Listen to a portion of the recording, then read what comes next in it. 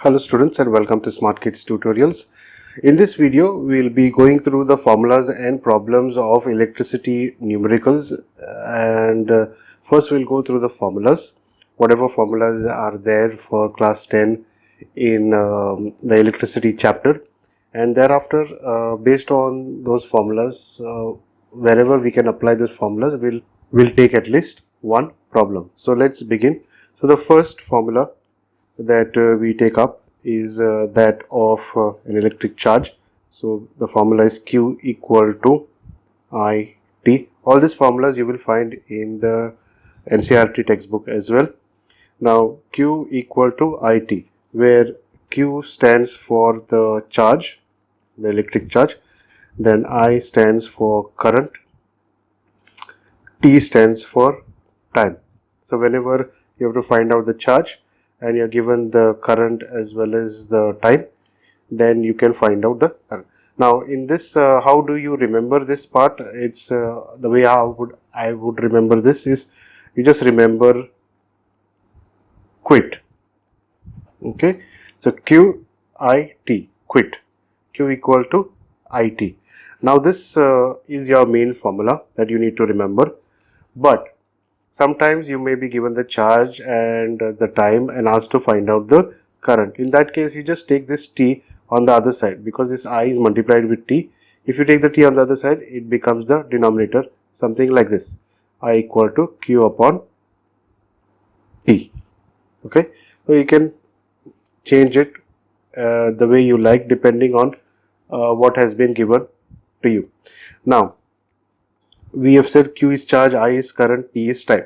Okay, so what is the SI unit of charge? So SI unit of charge is coulomb.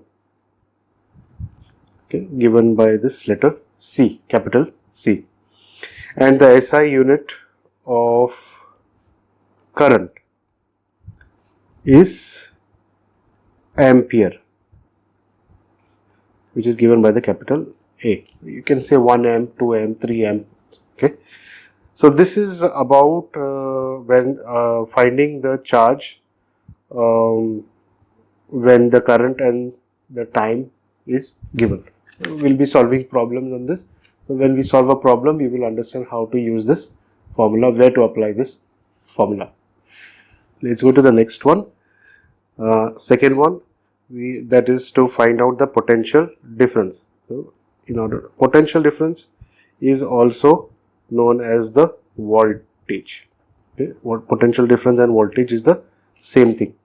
Now how do we find out the potential difference? The formula for that is V equal to W upon Q. So potential difference is nothing but the work done in taking a charge from one end to another end. Okay, the difference between it. So V equal to W upon Q, where V is your potential difference or voltage. Okay. Then W is the work done and Q is the charge. Fine. Q is the charge. Now in this case, sometimes you are given the potential difference and the charge, but you are asked to find the amount of work done, and in that case you just take this Q and multiply with V, and you will be able to get the work done. So like this, W equal to V Q. Same goes for the charge. From here you can even find out the charge. In this case, Q will go here and V will come down. That means the potential difference, the work done upon potential difference, will give you the amount, the charge. But this is your main formula that you will have to remember.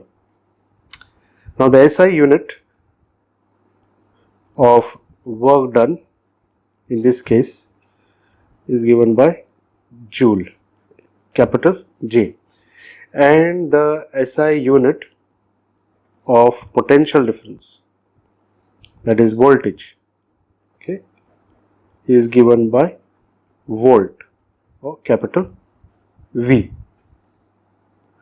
Third one would be the Ohms Law, and a very important formula to learn as far as this chapter of electricity is concerned. In case of Ohm's law, it is this way: V equal to IR. Okay, this is your main formula that you need to remember. Now, the way I remember this is always a name called as Veer. Okay, you can say short form of Virendra. Okay, Veer. V equal to IR. Easier way to remember. Where you have your V will be your potential difference.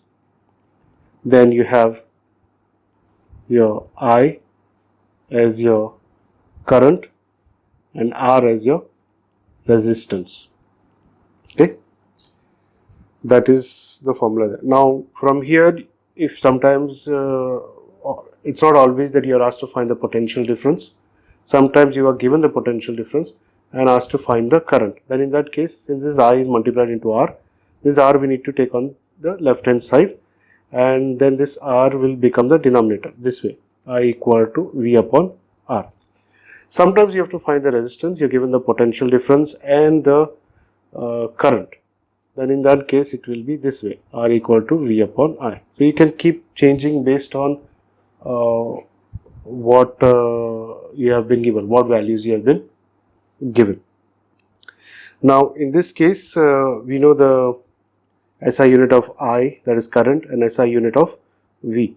So we will write the SI unit of resistance. SI unit of resistance is ohm. Okay, and it is this symbol. Next we will go to the next formula, that is factors affecting resistance.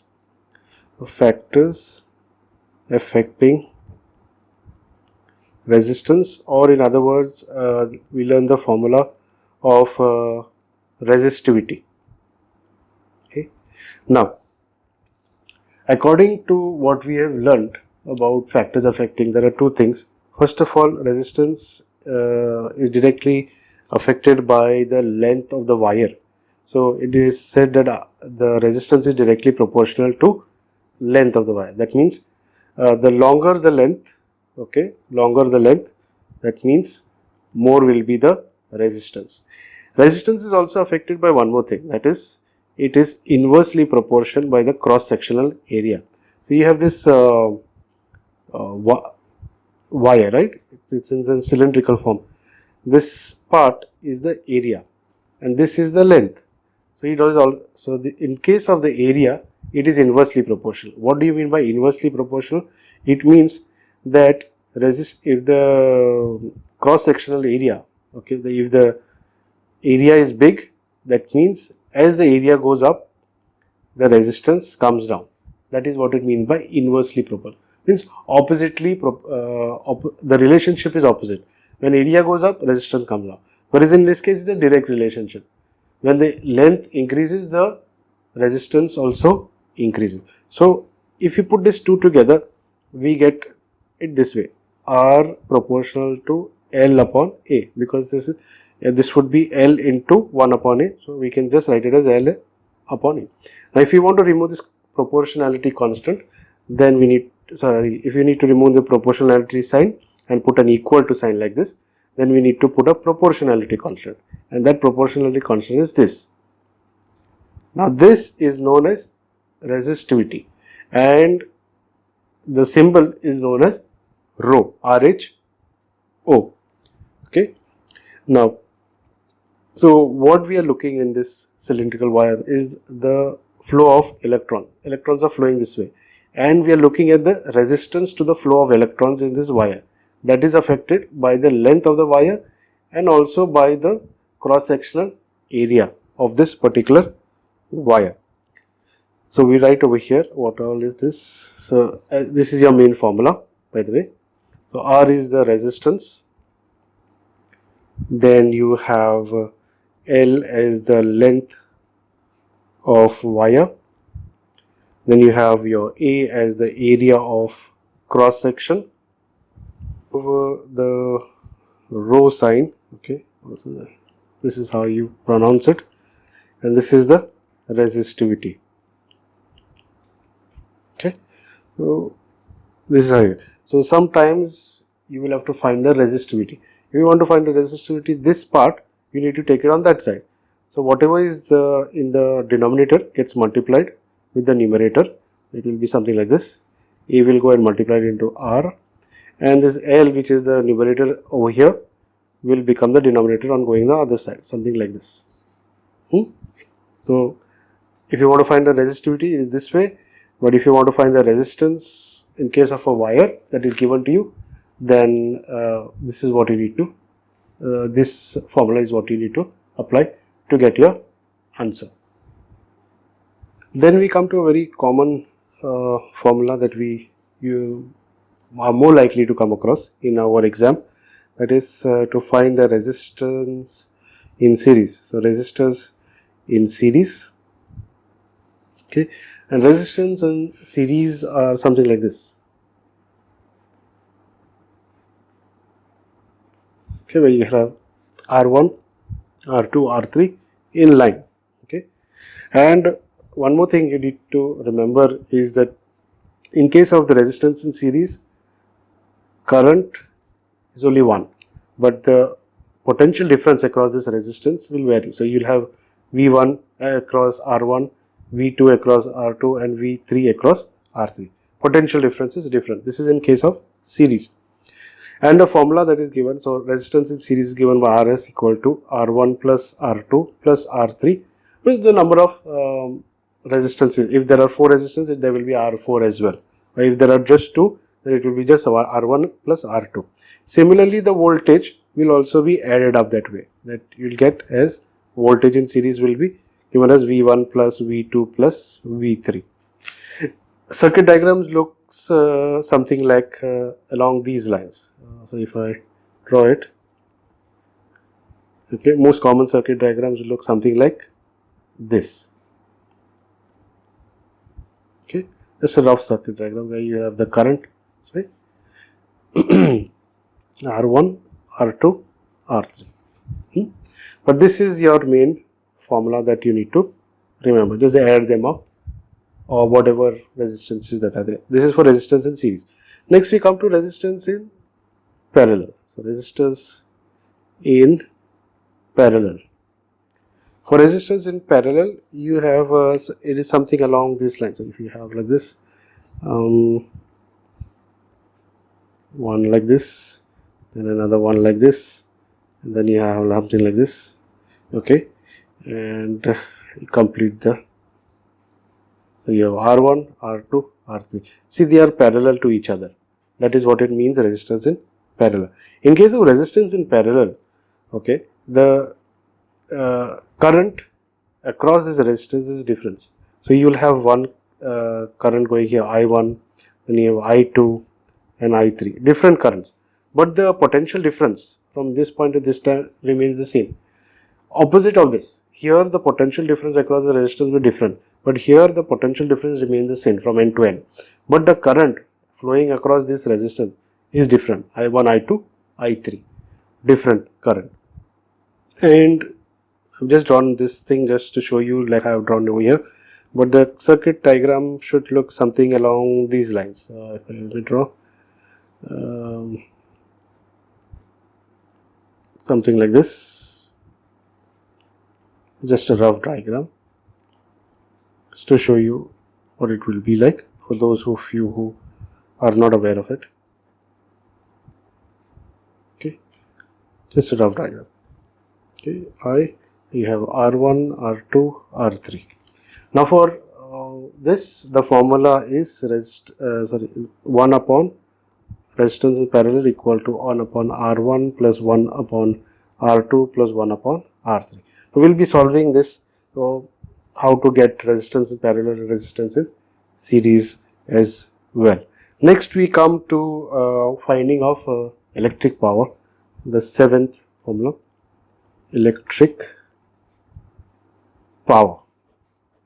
Okay, now this is given by P equal to VI. This is the usual one that we find, but the way I remember it, and I usually tell students how to remember it, is just remember VIP, very important person. Okay, so you can just opposite of this, so this is VI equal to P. Okay, Vi equal to P. And this is very similar to your Ohm's law. However, Ohm's law is something like this. V equal to IR, and this is Vi equal to P. So we are dealing here with power, where P is your power, then V is your voltage or potential difference, and I is your current. Okay, these are the things that are there in this formula, P equal to Vi. Now, sometimes you just like how for Ohm's law, I had mentioned that sometimes you will be given any two quantities and find out the third unknown quantity. Similarly, over here, though this formula is for power, sometimes you will be given power and asked to find out the potential difference. Then in that case, the formula will be something like along these lines: V equal to P upon I. This I goes on the other side, it goes into the denominator like this. And sometimes the power is given, potential difference is given, but you have to find out the current. Then in that case, I will remain where it is, but V will come down, something like this: I equal to P upon V. Okay, so just remember all this fact. Now from this we can derive a couple of more formulas as well, P equal to Vi, and we'll look into that. So I'll just write this formula once again of power, P equal to Vi. Now I mentioned we have learnt with because of our Ohm's law. Okay, so as per Ohm's law states this: V equal to IR, right? Now instead of this V, okay, if we put this IR over here in place of this V, what will we get? P equal to IR, I'll put this in brackets, into I. Now this is multiplied, so I into I gives us I square. So P equal to I square R, right? So this is another formula we get. And why I'm saying this is another formula is because sometimes you will be given the current and resistance, okay, and asked to find the power. Then in that case you can use this formula. Now there's another one. So this is our main formula. We'll mark this as 1. This is our second one that we get. That's when resistance is given. So R stands for resistance in this case. Now moving further, again if we apply Ohm's law, and Ohm's law we said was V equal to IR, right? But what if we need to find out the current? If we need to find the current, then and V and R is given, so I equal to V upon R. I just took this R down. If this thing we put in place of this I, what we will get? Let's see. P equal to V upon R whole square into R whole square, because this I was squared, right? So V upon R whole square. You will get P equal to V square upon R square into R. R will cancel and the square will cancel, and we will be left with P equal to V square upon R. So this is another formula. In this case we will be given the potential difference, we will be given the resistance and asked to find out the power, or power is given, resistance is given, asked to find out the potential difference, whatever. But when it involves these three quantities, that is potential difference, resistance and power, this is the formula. When it involves current, resistance and power, this is the formula. And when it involves just straightforward electric power, then it is just power, potential difference, voltage and current. So these are the three things or three formulas that you need to remember. Now you don't have to remember all three, okay? If you remember just this one is more than enough, okay? Provided you also know Ohm's law and how to substitute and arrive at this and this one. If you can do that, wonderful. And you just need to remember this formula only, okay? Just one more thing that we need to add is the SI unit. So the SI unit of power is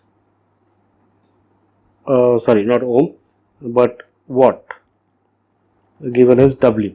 Okay, this is the SI unit of power. Similarly, I just forgot to inform you about the SI unit of this resistivity. So the SI unit of resistivity, in brackets I'll write the symbol, is ohm meter. Okay, and its symbol wise it is given this way, ohm meter. Okay, fine. So we finished with electrical power. We go to the last one, and the last one for remembering the formula is the Joule's heating effect, or the heat generated by current, or heating effect of electric current, different names for it. And this formula is H equal to I square R T. Now H over here stands for the heat energy, then I stands for current, R is for the resistance, and T is of course time. Okay. Now there's an important thing that we need to remember here is that energy is given by, energy is E, given by P into T. So P stands for power over here. Okay, power P, and time is T, and energy is E. Now, so energy we can represent as E, but in case of heating energy we can represent it as H. So H equal to P into T as well, you can write in this case. But P we have got from here, if you have a look, this one, P equal to VI. So if you put over here, we will write over here, but P equal to VI. So if we put this over here, we will get H equal to VI T. Okay, and this is also used in another formula. So this is one formula. Okay, when you find out the energy when power and time is given, and this is another formula where when potential difference is given, current is given, and time given. Now from our Ohm's law, okay, our Ohm's law says V equal to IR, right? So instead of this V, if you put this IR, we put IR in place of V, what we'll get? H equal to IR in, I'll put this in brackets, IT. So I and all will get multiplied, and we'll get put it over here, H equal to I square RT. Okay, so I was just trying to derive this formula. Okay, this one from this particular knowledge that we have. Energy is equal to power into. So heat is also a form of energy. Okay, so these are interchangeable, the names, heat or energy. So this is the main formula that you need to remember, and this is known as Joule's heating. Okay, and since this is energy we are talking about, this H, okay, H is for the heat energy, you can say. Okay, so SI unit of heat energy is Joule, or capital J. Fine. So with this we complete all the 8 formulas that we need to remember. Just a small thing that I missed over here. We said this is electrical charge. Okay, this is electrical charge. Now sometimes you will be given the charge on one electron and the number of electrons, and from there you will be asked to find the electrical charge. Then the formula in that case is Q equal to N E. Okay, where N stands for the number of electrons and E stands for the charge on one electron. Okay, charge on one electron. This formula can also be applied in case if you are given the electrical charge and you are given the charge on one electron, then you can find out the number of electrons that are moving in that particular conductor. Okay, so this and this can be coming in only one problem as well. Okay, we'll take up a problem to understand how this gets applied in this particular formula or in this particular chapter. So with this we complete the formulas. Now let's go to the problem section where we'll apply all the formulas that we have done so far. So before we start with the problems, I'd like to remind you, those who haven't subscribed to the channel, please subscribe to the channel. Please share this video with as many friends as possible and with your classmates, because they can also benefit like you have. Also share it with your juniors, those who are in class 9, because they could also benefit like you have done so. And if you like watching this video, do not forget to hit the like button. So let's continue. We'll begin with the problems, and I have a set of 10 questions over here, or 10 problems that we'll solve applying the formulas that we have discussed in this video. Okay, so let's begin. The first question says over here, the charge on an electron is 1.6 into 10 raised to minus 19 coulomb. Number of electrons passing through the wire per second on flowing of 1 ampere current through the wire will be dash. So if you get confused with such long sentence over here, there's a tendency sometimes you just tend to lose track of what the problem is trying to say. Then in that case, the best thing to do is always write down what is given. So you are given the charge on an electron over here. So let's write down that first. You are given the charge on the electron, and that is equal to 1.6 into 10 raised to minus 19 coulomb. Okay, what else have you been given? Through the wire per second flowing. So per second means 1 second. Okay, so we'll put the time as equal to 1 second over here. We have also been given something as 1 ampere current. So that means we'll put I, which is the symbol letter for current, equal to 1A. So this is what we have been given.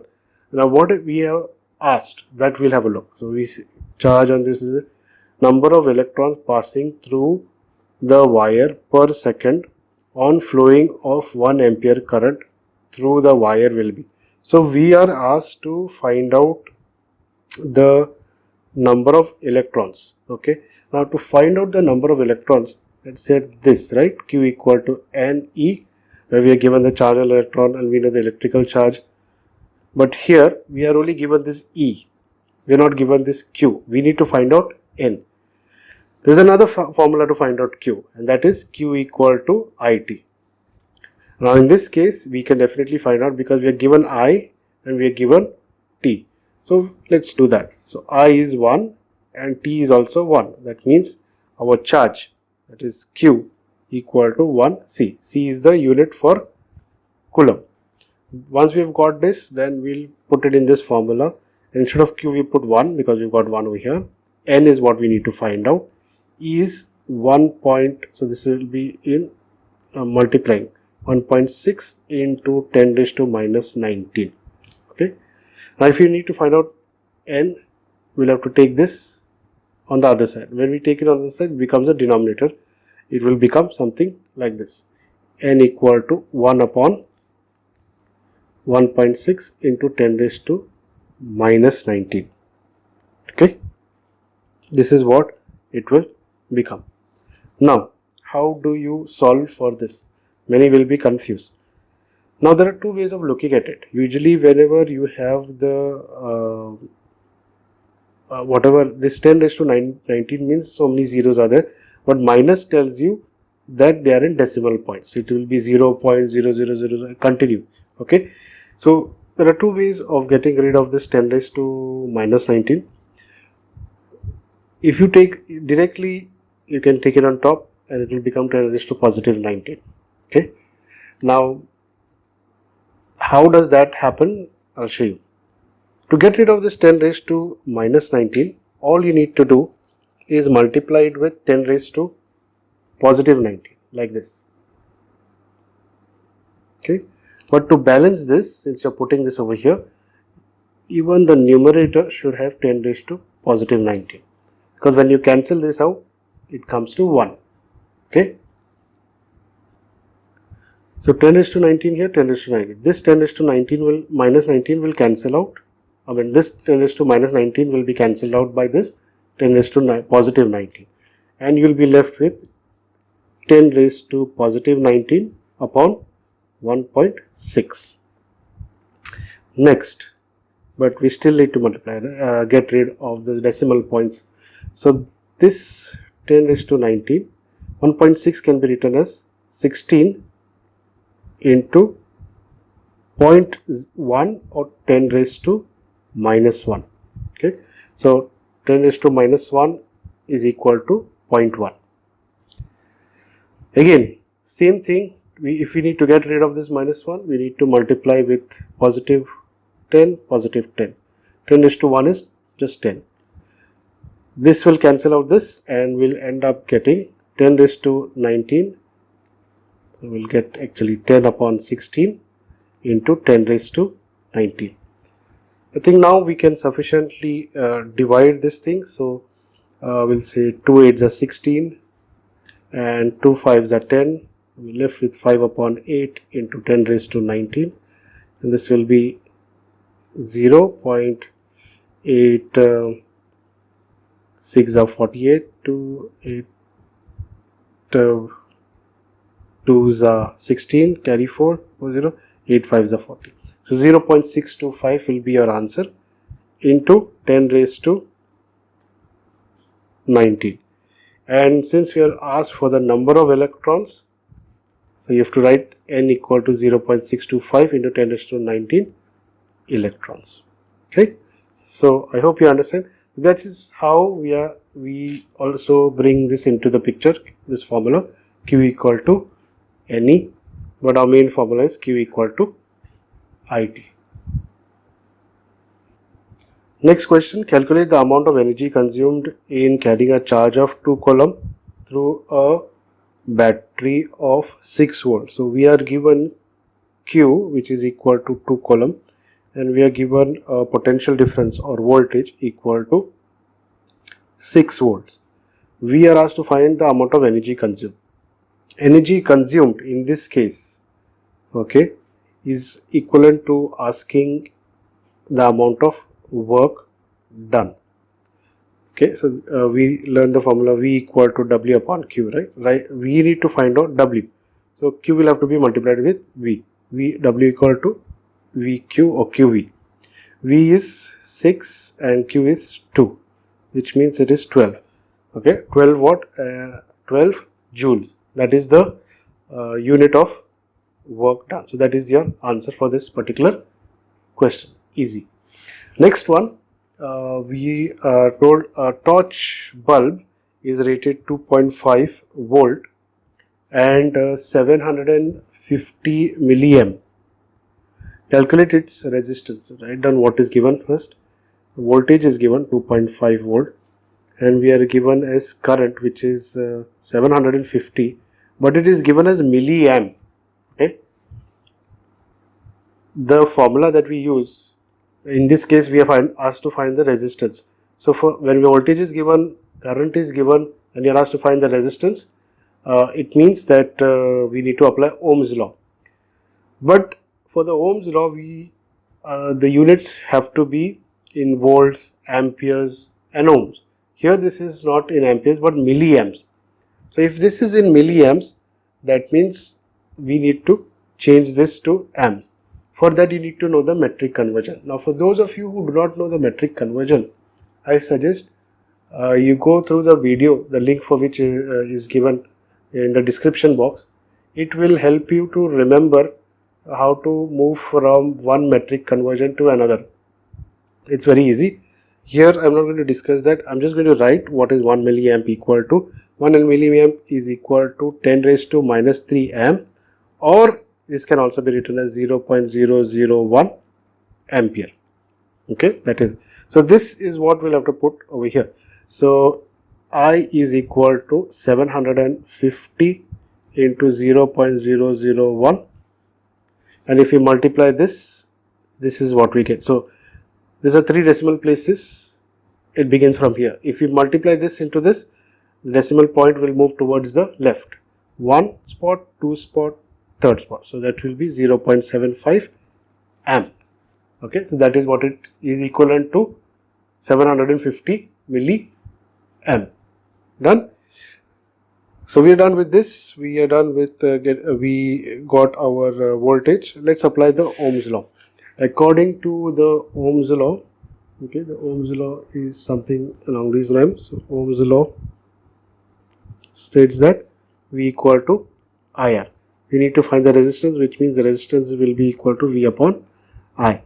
So V is given as 2.5 and current is given as 0.75.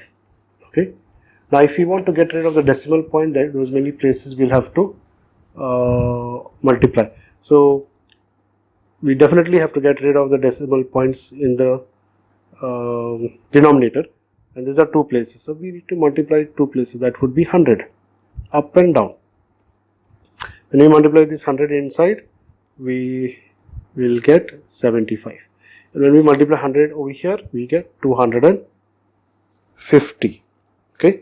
So then this becomes easier for us to kind of define. 25 into 3 is 75, 25 into 10 is 250, and then this will become equivalent to 3.33, and since this is resistance, the unit is ohm. So 3.33 ohm is our answer. The fourth question, calculate the resistance of 1 kilometer long copper wire of radius 1 millimeter. Resistivity of the copper is 1.72 into 10 raised to minus 8 ohm meter. Let's write down whatever is given first. We are given the resistance of 1 kilometer long wire. So length of the wire is given, that is 1 kilometer. Now this 1 kilometer we'll have to convert it into meters. Okay, so 1 kilometer is equal to 1000 meter, and so L equal to 1 into 1000, and that gives us 1000 meter.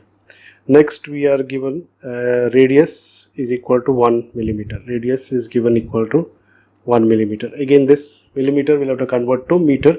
Everything should have the same unit, like one can't be kilometer, another cannot be centimeter, third one cannot be millimeter.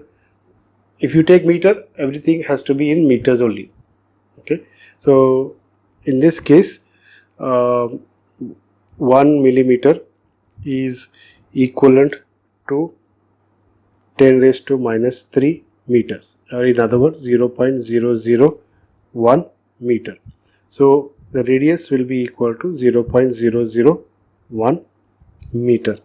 Okay, that is the radius.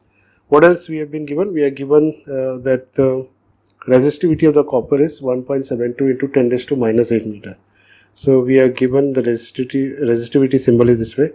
So 1.72 into 10 raised to minus 8 ohm meter. Since we are asked to find out the resistance and resistivity is given, that means we need to apply this particular formula, that is R equal to rho L upon A. This is what we discussed. There is another thing. There is a A, right? The A stands for area of cross section. We have not been given area of cross section, but we have been given radius. And to find the area cross section, so cross section means it's of a circle, right? So with area formula is pi r square. Now pi we take as 3.14 and r we have got as 0.001 whole square. So that means whole square, this will then become 3.14 into 0.00001. See, this is actually, it means 10 raised to minus 3 whole square. And when you apply the, it becomes this, and this, when we multiply, it becomes 10 raised to minus 6. So this is C, 6 decimal places. 1, 2, 3, 4, 5, 6. This is, so you can write this as 3.14 for it, since it becomes easier, 10 raised to minus 6. Or you can leave it like this way as well. Easier. Okay, so this is our area of cross section. That would be obviously meter square because the radius was meter, right? This is your area of cross section. Now you know your area of cross section, you know your resistivity, you know how much is the length, Okay, let's put these values in this formula to find out the resistance. So R is equal to rho L upon A. R we need to find out. Resistivity is 1.772 into 10 raised to minus 8 into L. L is 1000, or instead of that we'll put it as 10 raised to 3. Okay, this is equivalent to 10 raised to 3 whole thing upon area, which is 3.14 into 10 raised to minus 6. Solving for this, let's get rid of this 10 raised to minus 6, 10 raised to 3 and 10 raised to minus 8. So it will become a little bit easier for us to solve. We're going to get them together first.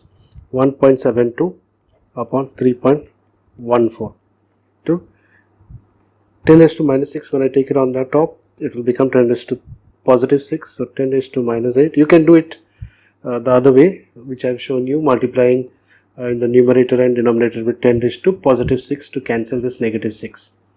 So 10 raised to minus 8 into 10 raised to 3 into 10 raised to positive 6.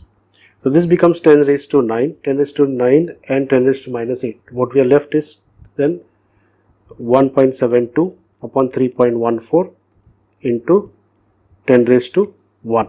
Okay, 10 raised to 10 raised to positive 9 into 10 raised to minus 8 gives us 10 raised to positive 1. So this is about knowing how to get it. If you remember how to solve exponents, you should be able to do this very easily. Now we need to still get rid of these decimal points because it becomes difficult for us to solve. So in both cases it is 2 decimal points, so we just need to multiply it on the numerator and denominator with 100 or 10 raised to 2. Okay, and that's what we'll do. Equal to 1.72, sorry, not 1.72, yeah, 1.7, I'll do it over here itself, into 10 raised to 2 upon 10 raised to 2.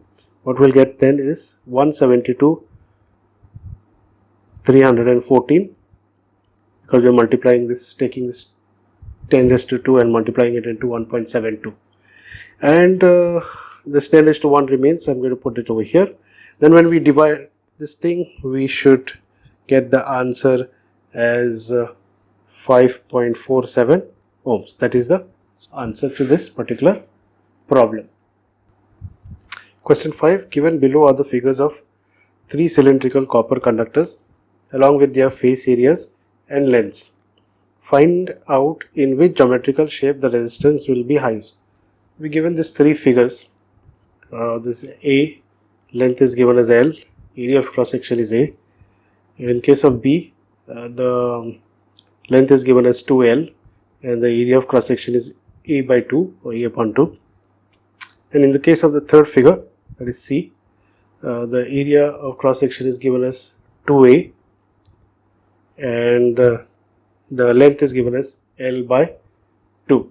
So we need to figure it out which one will have the maximum resistance. The formula for that, in case of to find the resistance, is what we have done before. R equal to resistivity into L upon A. Now in case of the first one, this will apply for all 3. Okay, this formula will apply for all 3. Let's examine A. In case of this, it will be the same as this because it is area of cross section is A and length is L.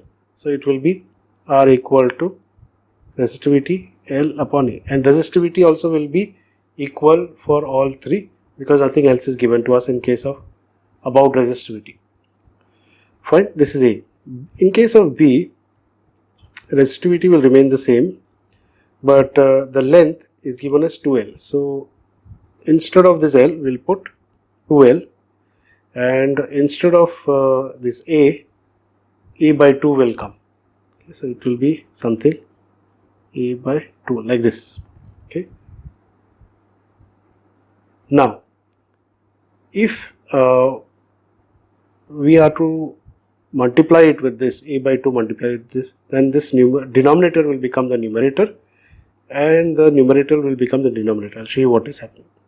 What I'm trying to say is this 2L into, this is in division form, 2L on this.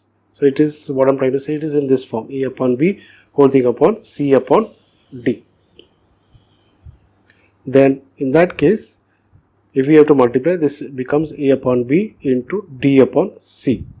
The denominator becomes the numerator and the numerator becomes the denominator when we change from division to multiplication.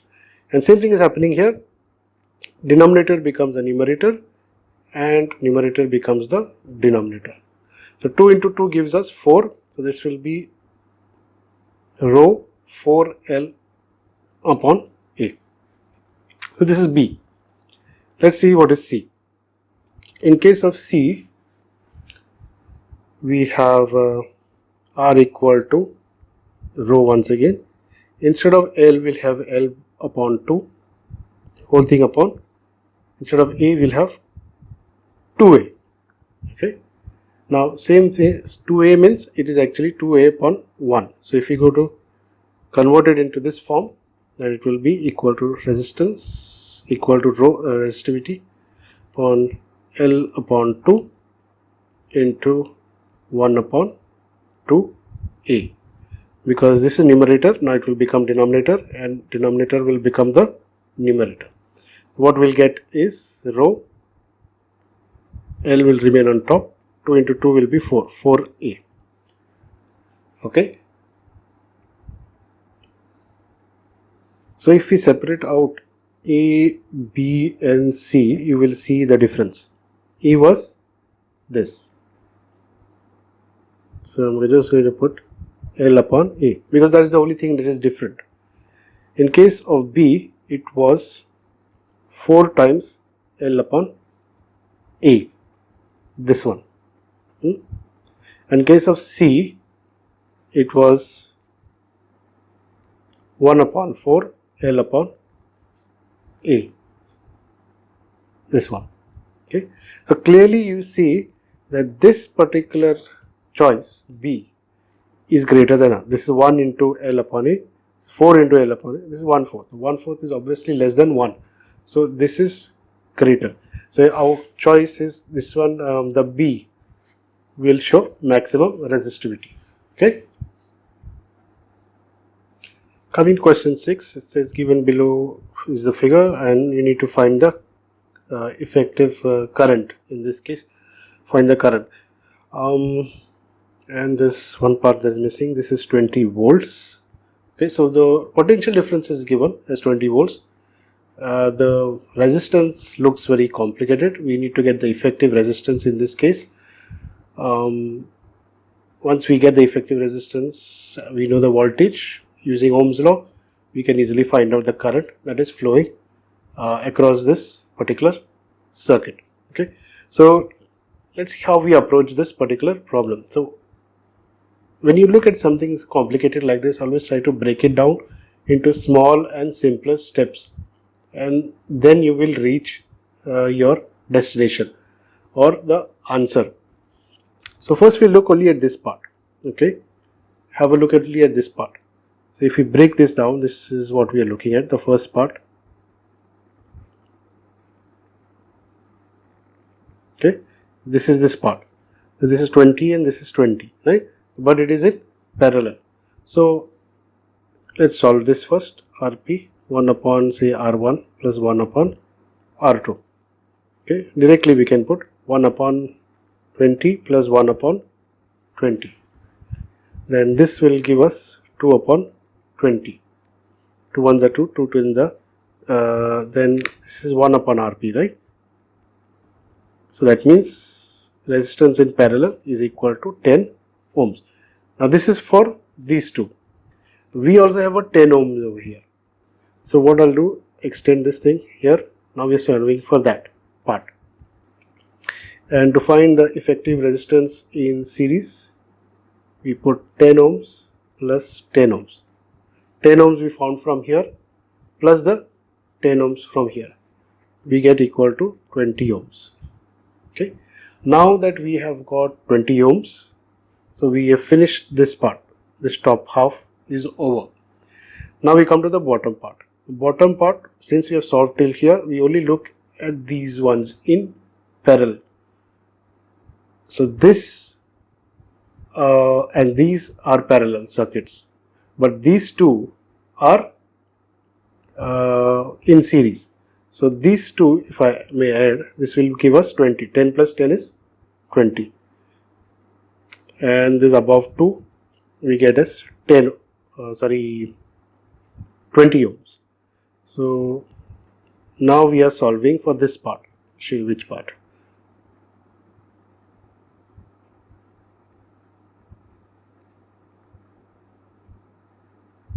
Okay, this part and this part. Okay, and this is 10, this is 10 over here, these two, and this top part we have found as 20 ohms combined. So since they are parallel, we are looking for parallel effective resistance in parallel. It will be 1 upon 20, and these two are in series, right? So if we add them, it gives us 20. So 1 upon 20 and 1 upon 20. That gives us 2 upon 20, and once again we will get our resistance in parallel as 10 ohms. Same as this one, because this will be 2 1s are 2, 2 10s are 20, and then we take the reciprocal, it comes to 10 ohms. Now that we have got this part till here, we need to add that to this 10 ohms. Okay, that will be in series. We combine this and extend this here, 10 ohms. So effective resistance in series this way will be equal to 10 ohms plus 10 ohm, equal to 20 ohms. Now this, what we have solved now, is this part till here. I'll show you till here. This part was done first, then we have completed this part. Now the same procedure we have to repeat for this part as well. Okay, that is, we have for this full thing we have got 10 ohms. Now we take that particular circuit that we have got as 10 ohms in parallel with this, and these are, have a look, sorry, this is the full thing we have got as 20 ohms, and we take this as in parallel with this particular circuit, and these three resistors are in series. So if we add them, we get 20 plus 20 is 40, 40 plus 20 is 60. So we write it down over here. Resistance in parallel will be equal to 1 upon 20. 1 upon 20 is from the top part till here. Okay, plus 1 upon 60. 1 upon 60 came from here, 1, 2, 3. 20 plus 20 plus 20, 60. In series these are. But this and these whole are in parallel. So if we do this, we get 3 plus 1 upon 60. Take the LCM and we get this. So 20 into 3 is 60. That's how we get this. Okay. And we'll get this as 4 upon 60. That is 1 upon Rp.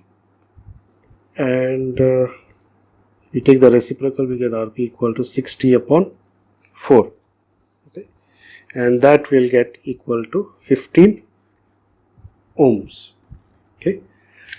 That is 15 ohms. So what we have got right now is whole thing till here, from here to here. Now if you need to get the final piece or the final effective resistance of the entire circuit, we need to add that 15 ohms that we have got to this 30 ohms that would be in series. So you will do just that. Resistance in series is equal to effective resistance, which will be 15 ohms plus 30 ohms, and we will get 45 ohm. So that is the effective resistance of this particular circuit. We've got that. Now let's apply the Ohms law, which is V is equal to IR. We need to find the current. So current will be equal to V upon R. V is that is voltage is 20 volts and resistance is 40 5.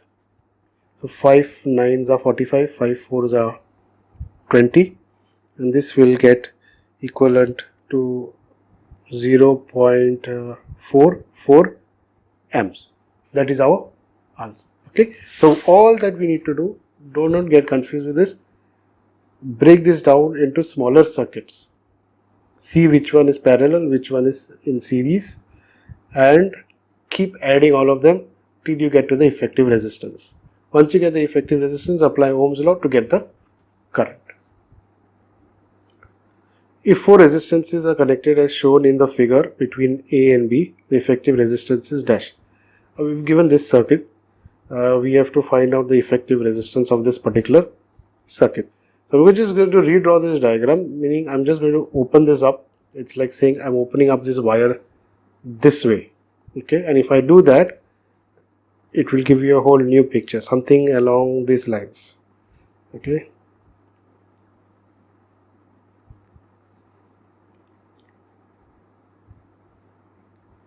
Here. Okay. This will be your A and this will be a B. So I'm just opening this up this way. This will be A, and this will be one of your resistances, which will be 4 ohms, this one here. Then your other resistance would be 6 ohms here. So this will come on top, right, of 6 ohms. And this will remain at the side, 1.6 ohms. And then you have one more over here, that is 4 ohms. So that can be put down as something along this line.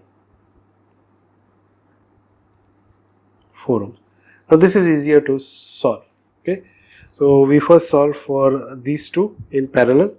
So we get resistance in parallel equal to 1 upon 4 plus 1 upon 6.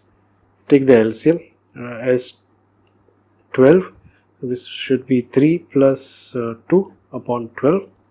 This is 5 upon 12, and resistance in parallel is given by 12 upon 5, which is 5 2s are 10, 5 4s are 20, 2.4 ohms. That is the resistance bit over here.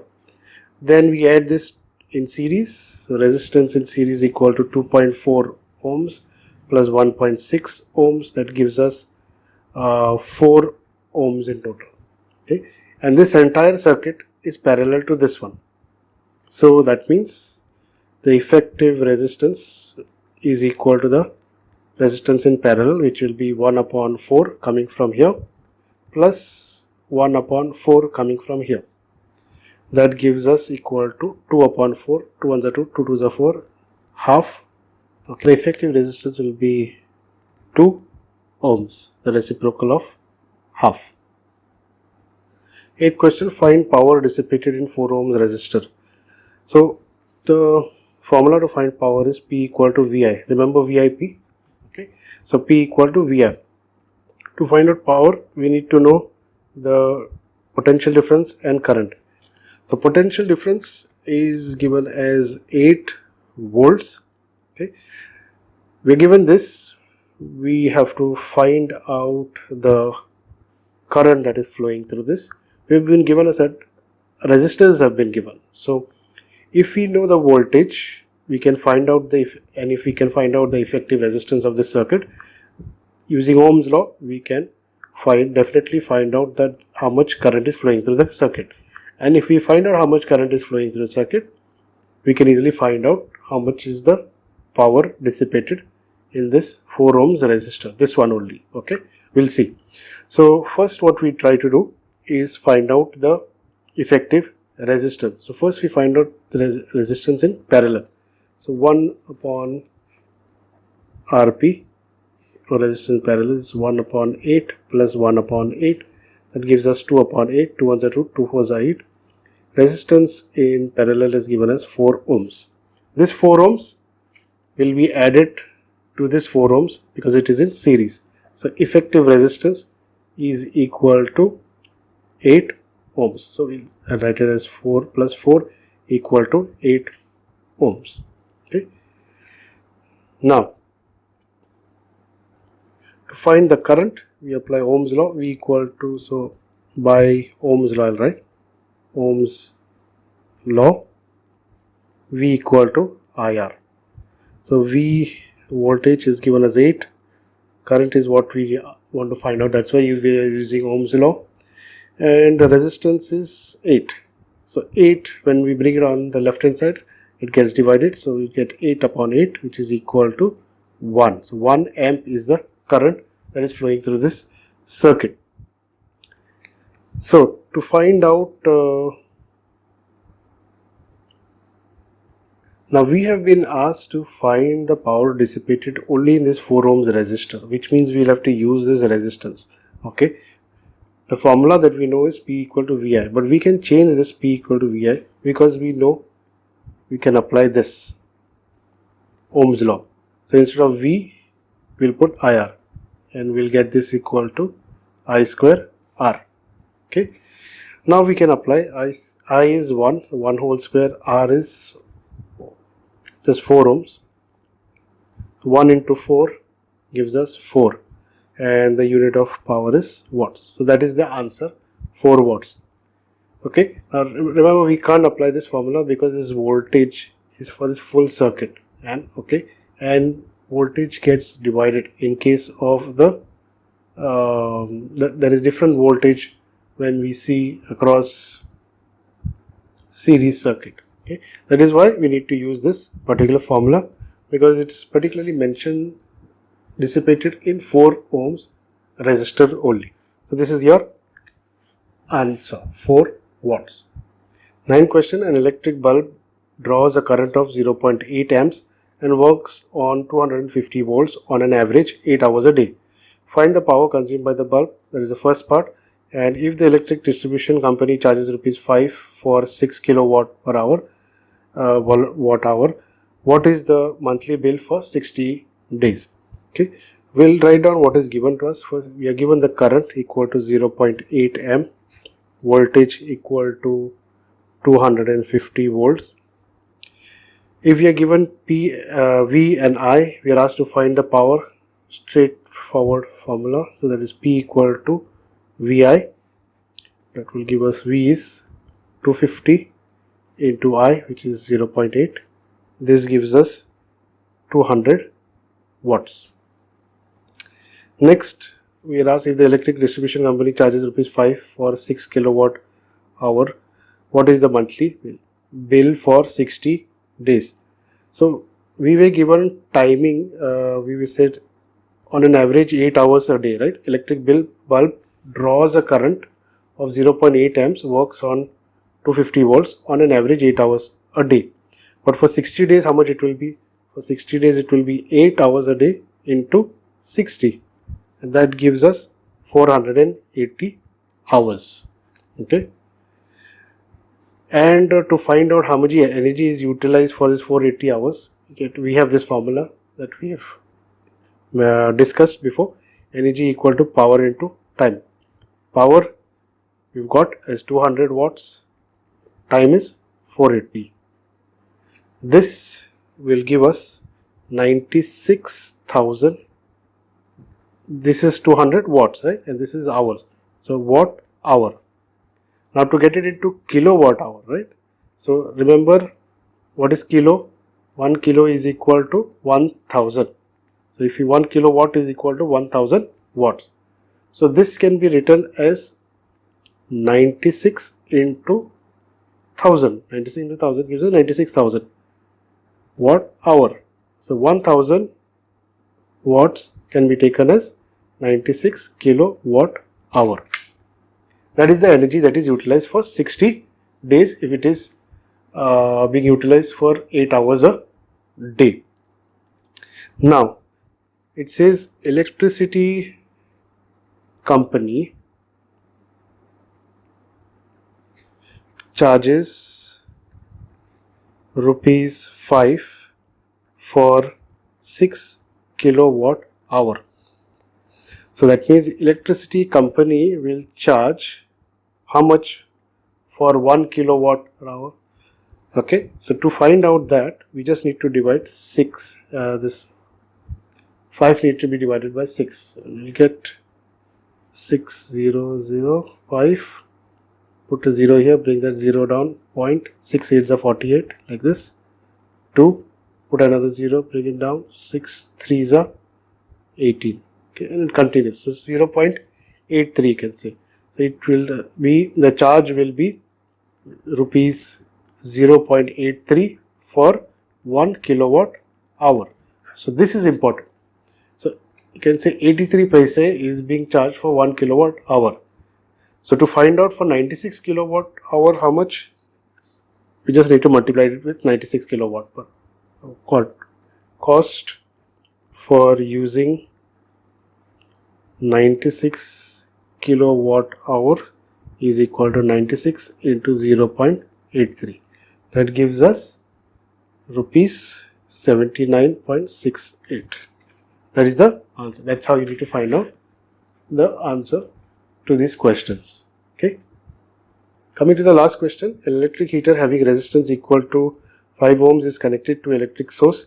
If it produces 180 joules of heat in 1 second, find the potential difference across the electrical heater. Let's write down what we have given. We have given resistance equal to 5 ohms. We are given if it produces 180 joules of heat. That means we are given the heat energy. So H will be equal to 180 joules. Okay.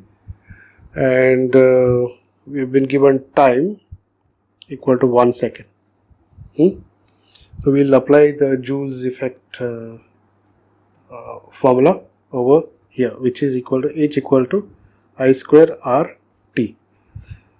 I is not given over here, R is given, T is given, and H is given. We are asked to find out the potential difference across the electrical heater. To find out the potential difference, we will have to find out this current. Once we find out the current, resistance is given anyways. We can apply Ohm's law to find out the potential difference across the electrical heater. Let's do that. So H I'll put as 180. I square I'll keep it that way because that's what we need to find out. Then R is 5 and T is 1. So this will become 180 equal to I square. 5 into 1 is 5. Now 5 if I take on the left hand side, it will become a denominator. So it will be I square equal to 180 upon 5. So we'll get I square equal to 36. So 5 ones are 5, 5 3s are 15, carry 6, 6 0, sorry not 6 0, 3 0, 30, 5 6 are 30. I square equal to 36. So if you take square root on both sides like this, we'll get I equal to 6 amp. Okay. So current is 6 amp. Now let's apply Ohm's law. So as per Ohm's law, we have V equal to IR, VIR. Okay. We need to find a potential difference. So straightforward, V equal to I is 6, resistance we were told as 5 ohm. So that means our potential difference is 30 volts. That is the potential difference across the electrical heater. Fine. So with this we finish the problems in this video that were solved using the formulas that were discussed in this video, and that have the possibility of coming for your term 2 examination from the chapter of electricity. Okay. So if you like watching this video, please hit the like button, share it with your friends and classmates, and if you have not subscribed so far, please subscribe to the channel and keep watching more such videos. Thank you very much.